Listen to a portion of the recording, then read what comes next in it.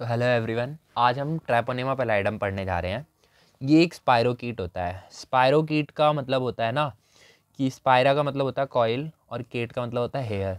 तो हेयर को जैसे ऐसे कॉइल कर देते हैं ना, रोल कर देते हैं, तो वो कुछ इस तरीके की शेप में आ जाता है। तो वैसे ही स्पायरोकीट्स होते हैं, ठीक है। वैसे ट्रैपोनिमा पैलाइडम में ट्रैपोस का मतलब होता है टू टर्न और नीमा का मतलब होता है थ्रेड। तो ये थ्रेड को ऐसे टर्न करके स्पायरल बना दिया जाए ना, तो वो कुछ इस तरीके की शेप बनता है। तो ये ट्रैपोनिमा पैलाइडम है, ठीक है। So these are thin delicate spirochetes with tapering ends. इनके ये जो एंड्स होते हैं ना, ये ऐसे टेपर करते हैं, ठीक है, टेपर करते हैं, तो इसको टेपरिंग एंड्स बोलते हैं। और इसे हम नॉर्मल स्टेनिंग से नहीं देख सकते, इनको विजुअलाइज करने के लिए नेगेटिव स्टेनिंग का यूज़ करना पड़ता है, जिसको हम बोलते हैं इंडियन इंक। इंडियन इंक से नेगेटिव स्टेनिंग करनी पड़ती है। हम बैकग्राउंड को स्टेन करते हैं और उस पर ये बैक्टीरिया हमें दिखते हैं। अब मॉर्फोलॉजी क्या होती है, तो इनकी मॉर्फोलॉजी जो है और मोटिलिटी, उसको विजुअलाइज करने के लिए ना हमें डार्क ग्राउंड और फेस कॉन्ट्रास्ट माइक्रोस्कोपी करनी पड़ती है, ठीक है। Dark ground face contrast microscopy, और स्टेन करना पड़ता है सिल्वर इम्प्रेगनेशन मेथड से। सिल्वर इम्प्रेगनेशन मेथड उन माइक्रो ऑर्गेनिजम्स के लिए यूज़ किया जाता है ना जो बहुत थिन होते हैं, तो उनकी जो वॉल्स होती हैं उन पे ये सिल्वर इम्प्रेगनेट कर दिया जाता है, जिससे कि क्या होता है, थोड़े से वो थिकन हो जाते हैं और वो दिखने लगते हैं, ठीक है। फोंटाना मेथड यूज़ करते हैं इसकी फिल्म को स्टेन करने के लिए, और लिवेडिटीज मेथड यूज़ करते हैं टिश्यू सिक्रीशंस को स्टेन करने के लिए।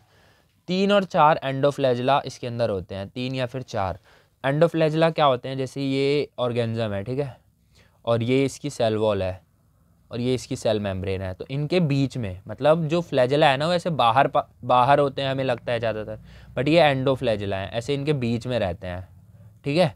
तो ये 3-4 एंडोफ्लैजिला इसके होते हैं। अब इसका एंटीजेनिक स्ट्रक्चर क्या होता है। एंटीजेनिक स्ट्रक्चर का मतलब है कि इसमें कौन कौन से एंटीजन होते हैं। तो 3 टाइप के एंटीजन होते हैं और उनके लिए ना 3 टाइप की एंटीबॉडीज़ बनती हैं, ठीक है। बहुत ज़्यादा कॉम्प्लेक्स एंटीजेनिक स्ट्रक्चर होता है इसका।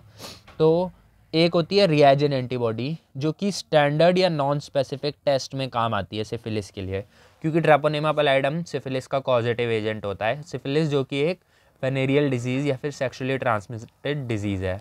तो इसमें जो नॉन स्पेसिफिक टेस्ट होते हैं वो है वासरमैन, कोन और VDRL टेस्ट, ठीक है। और इसमें कौन सा एंटीजन यूज़ होता है, कौन से एंटीजन को यूज़ करते हैं, वो है कार्डियोलिपिन। अब दूसरा जो है ना, ये ग्रुप एंटीजन है, ये ट्रैपोनिमा पैलाइडम में पाया जाता है और नॉन पैथोजेनिक ट्रैपोनिमाज में भी पाया जाता है, ठीक है। और तीसरा एंटीजन है पॉलीसैकेराइड एंटीजन, जो कि स्पीशीज स्पेसिफिक होता है और ये ट्रैपोनिमा में पाया जाता है। अब पैथोजेनिसिटी क्या है, तो इसमें ना बेसिकली ट्रैपोनिमा पैलाइडम का जो इन्फेक्शन होता है वो नेचुरली सिर्फ ह्यूमंस के अंदर होता है, और क्या होता है, सिफिलिस होता है। अब सिफिलिस भी ना 2 टाइप का होता है, वेनेरियल या फिर नॉन वेनेरियल, और कंजेनाइटल या फिर एक्वायर्ड, ठीक है। नाउ सिफिलिस के देखो कुछ रूट्स होते हैं, जैसे 2 टाइप के सिफिलिस है ना, एडल्ट और कंजेनाइटल। तो एडल्ट सिफिलिस जो है वो सेक्सुअल रूट के थ्रू ट्रांसमिट होता है, और जो कंजेनाइटल सिफिलिस है वो वर्टिकल ट्रांसमिशन होता है। वर्टिकल ट्रांसमिशन का मतलब है कि मदर से फीटस के अंदर आएगा, ठीक है, मदर में था उससे फीटस के अंदर आया, तो इसको हम वर्टिकल ट्रांसमिशन बोलते हैं, ठीक है। अब स्टेजेस क्या हैं सिफिलिस की, तो ये ना इस पूरी वीडियो का सबसे इम्पॉर्टेंट पार्ट है कि स्टेजेस क्या होती हैं सिफिलिस की। तो आपको अच्छे से याद रखना है और इन सब के पैथोजेनिक फीचर्स भी आपको याद रखने हैं। जैसे प्राइमरी जो स्टेज होती है ना, उसमें शैंकर फॉर्मेशन होता है जो कि हार्ड होता है। ये आपको याद रखना है कि हार्ड शैंकर फॉर्म होता है at the site of entry, जहाँ से भी ये जो ट्रैपोनिमा पैलाइडम है बॉडी में एंटर हुआ है वहाँ पे, ठीक है। अब ये पेनलेस एवास्कुलर होता है, पेनलेस होता है, एवेस्कुलर होता है, सर्कमस्क्राइब्ड होता है, मतलब एक बिल्कुल ऐसे सर्कमस्क्राइब्ड एरिया होगा, और इंड्यूरेटेड होता है, और सुपरफिशियली अल्सरेटेड होता है। इसकी जो सुपरफिशियल लेयर है ना, इस पे ऐसे मतलब इस पे डिसकॉन्टिन्यूटी होती है, अल्सरेशन टाइप होता है, ठीक है। अब ये जो कैंकर है ना, ये कवर्ड होता है थिक ग्लेयरी एक्सुडेट से। एक्सुडेट का मतलब है कि जो एक्स्ट्रा सेलुलर सिक्रीशंस हैं उनसे। तो ये इसमें बहुत सारे स्पायरोकीट्स हमें देखने को मिलते हैं। जो रीजनल लिम्फ नोड्स होती हैं ना, वो सोलन होती हैं और नॉन टेंडर होती हैं, और 10 से 40 दिन के अंदर हील हो जाता है। और अगर इसको ट्रीट नहीं किया गया तब भी ये 10 से 40 दिन के अंदर हील हो जाएगा और ये प्रोग्रेस कर जाएगा सेकेंडरी स्टेज में।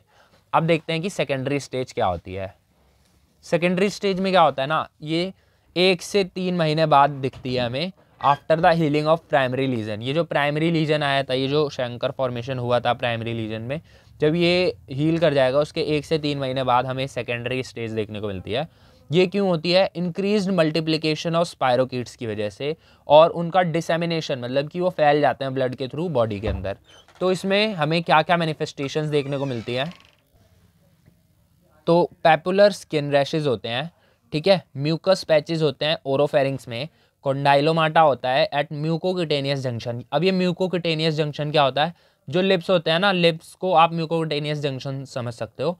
जैसे जो आउटर लिप है वो हमारा क्यूटेनियस मतलब स्किन से बना है, और जो इनर लिप होता है वो म्यूकस मेम्ब्रेन से बना है। तो इन दोनों का जो जंक्शन होता है ना, वो म्यूकोक्यूटेनियस जंक्शन होता है, तो वहाँ पे, ठीक है। और इसमें ये इसके कैरेक्टरिस्टिक्स लीजन होते हैं। अब इसमें ना ये जो सेकेंडरी स्टेज होती है यही इसकी मोस्ट इन्फेक्शियस स्टेज होती है सिफिलिस की। अब लेटेंट सिफिलिस क्या होता है? ये इसकी थर्ड स्टेज है, इसको लेटेंट सिफिलिस कहते हैं, ठीक है। इसमें ये बेसिकली एक पीरियड ऑफ क्विसेंस है, मतलब कि इसमें कोई भी सिम्टम नहीं आते, पर्सन एसिम्टोमेटिक होता है बट इन्फेक्टेड होता है वो, ठीक है। तो इसका डायग्नोसिस करने का सिर्फ एक ही तरीका है कि सीरोलॉजिकल टेस्ट किया जाए, तभी डायग्नोसिस हो सकता है। और उसमें हम सीरोलॉजिकल टेस्ट में एंटीजन और एंटीबॉडी को देखते हैं, ठीक है। और ये ना कई सालों तक रह सकता है, जो ये इसका लेटेंट स्टेज है ना, ये कई सालों तक प्रिवेल कर सकता है। अब टर्शियरी सिफिलिस क्या होता है? तो इसमें ना गमाटा फॉर्मेशन होता है। अब ये गमाटा क्या है? ये क्रॉनिक ग्रैनुलोमाज होते हैं। ग्रैनुलोमाज बेसिकली ऐसे लीजन्स होते हैं, सर्कमस्क्राइब्ड लीजन्स, जिनके अंदर हमें नेक्रोसिस का सेंटर होता है, फिर बाहर एपिथेलॉइड सेल होते हैं, फिर उसके बाद लिम्फोसाइट की पूरी रिंग होती है। तो ये ऐसे ग्रैनुलोमा का फॉर्मेशन हो जाता है टर्शियरी सिफिलिस के अंदर। और सिस्टमिक इन्वॉल्वमेंट होता है, जिसमें हमें मोस्ट कॉमनली कार्डियोवास्कुलर इन्वॉल्वमेंट दिखता है, जिसमें एनेरिज्म्स का फॉर्मेशन होता है, और सीएनएस इन्वॉल्वमेंट दिखता है, जिसमें न्यूरोसिफिलिस होता है, ठीक है। Now coming to congenital syphilis. अब कंजेनाइटल सिफिलिस क्या होता है? ये बेसिकली वर्टिकल ट्रांसमिशन के थ्रू होता है। इसमें भी दो वेरिएंट होते हैं, अर्ली और लेट। अब अर्ली वाला जो होता है विद इन 2 ईयर्स अपीयर होता है, और इसमें जो मैनिफेस्टेशंस दिखती हैं वो होती हैं वेसिकल्स और बुल्ले। और लेट जो होता है ये आफ्टर 2 ईयर्स होता है, इसमें हचिनसन्स ट्रायड देखने को मिलता है, ठीक है। जैसे हचिनसन्स ट्रायड का मतलब कि आई, ईयर और टीथ की इन्वॉल्वमेंट होगी। आइज़ के अंदर इंटरस्टिशियल कैरेटाइटिस होता है, ईयर के अंदर सेंसिन्यूरिया और हियरिंग लॉस हो सकता है, और टीथ के अंदर हमें हचिनसन टीथ देखने को मिलते हैं। ये आपको अच्छे से याद रखना है कि कंजेनाइटल लेट फेस में क्या होता है सिफिलिस के अंदर। अब कंजेनाइटल अर्ली जो होता है, इसमें क्या होता है कि प्रिवेंशन कैसे किया जा सकता है? मदर को एडिक्वेटली ट्रीटमेंट दिया जाए before 4th month of pregnancy, तो वो ट्रीट किया जा सकता है। अब लैब डायग्नोसिस कैसे करते हैं? तो लैब डायग्नोसिस के अंदर स्पेसिमेन कैसे लेते हैं?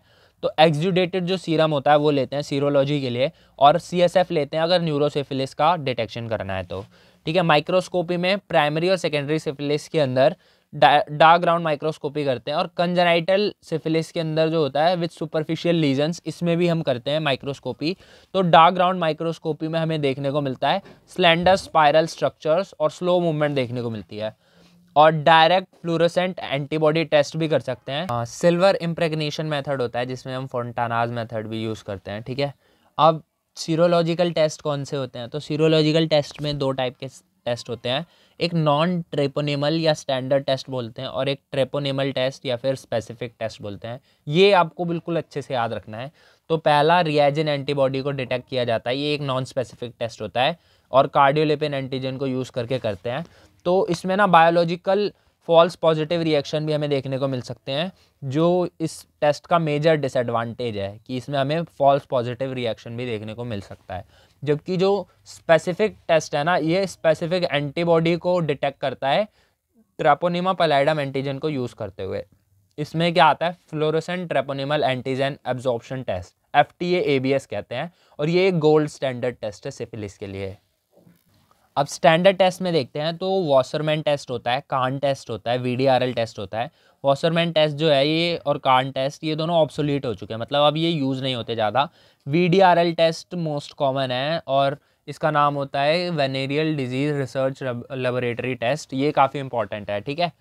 और rapid plasma reagin RPR test बोलते हैं, ये भी एक इम्पॉर्टेंट टेस्ट है। ये दोनों स्लाइड फ्लॉक्यूलेशन मेथड पे बेस्ड होते हैं।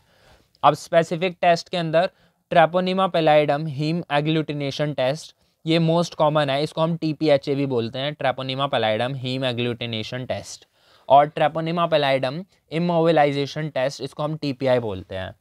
प्रोफाइलैक्सिस क्या होता है, तो basically to avoid sexual contact with infected individuals and use of physical barriers, antiseptics and antibiotics to minimize the risk of infection. इसकी कोई भी वैक्सीन अवेलेबल नहीं है और ट्रीटमेंट के लिए हम पेनिसिलिन देते हैं और ये यूनिफॉर्मली इफेक्टिव है। और होम्योपैथी के लिए बात करें तो कैलकेरिया फ्लोर।